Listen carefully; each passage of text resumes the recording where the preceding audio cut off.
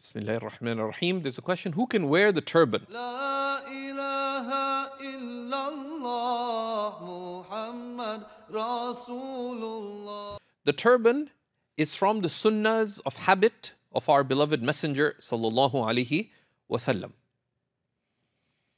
And it is recommended for men to cover their head. That's a recommended sunnah in our deen. It's recommended. You cannot think ill of someone who doesn't do it because it is not a required action. Right? And it can differ from culture and context to culture and context as well. However, so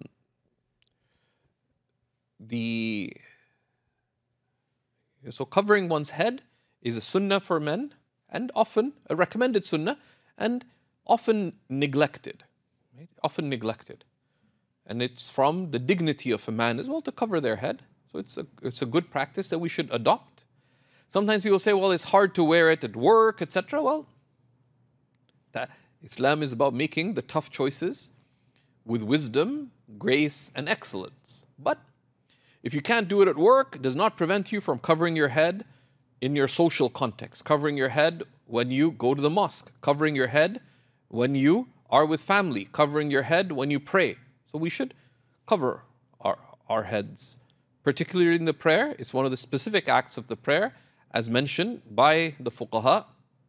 And the Prophet ﷺ is rarely, if ever, recorded to have been in public without his head covered, sallallahu alaihi wasallam.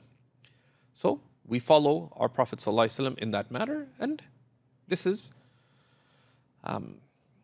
now the turban is one of the ways of covering one's head, and it is from the habit of the Prophet ﷺ.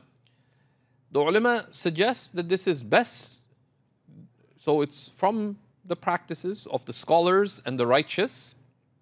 And any Muslim, if they wish, they can wear a turban.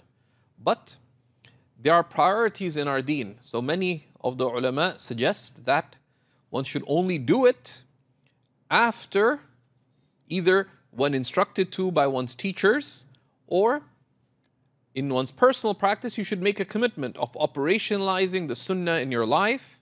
And one of my teachers said, if you've prayed 120 prayers, right? If you without 120 days without missing a prayer, then put on a turban, right? Because we prioritize, right? That otherwise, he put it, it's like you're all dressed up, but you're going nowhere. Right?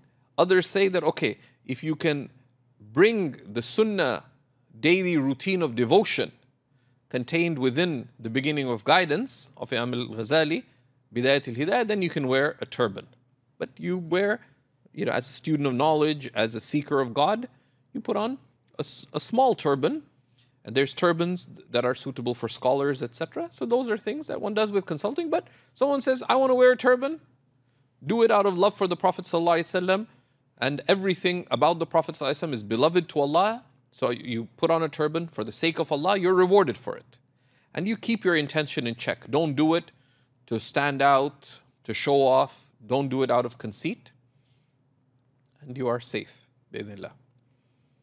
La ilaha illallah Muhammad Rasulullah.